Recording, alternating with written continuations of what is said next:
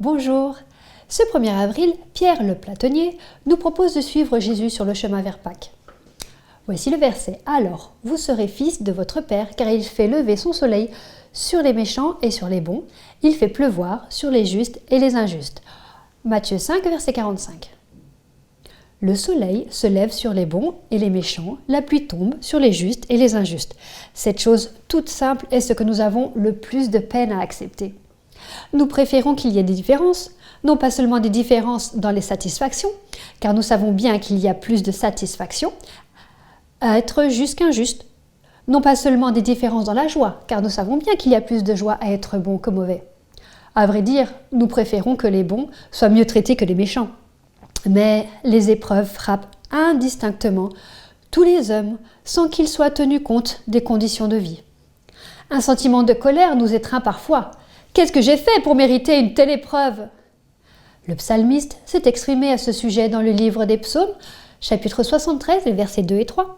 « Pour un peu, mes pieds allaient fléchir.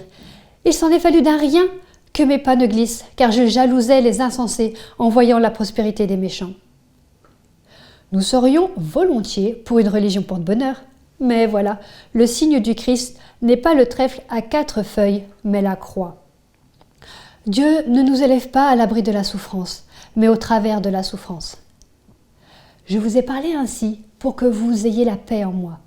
Vous aurez des tribulations dans le monde, mais prenez courage, moi j'ai vaincu le monde.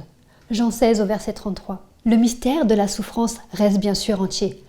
Mais à défaut d'explication, nous avons un signe extraordinaire.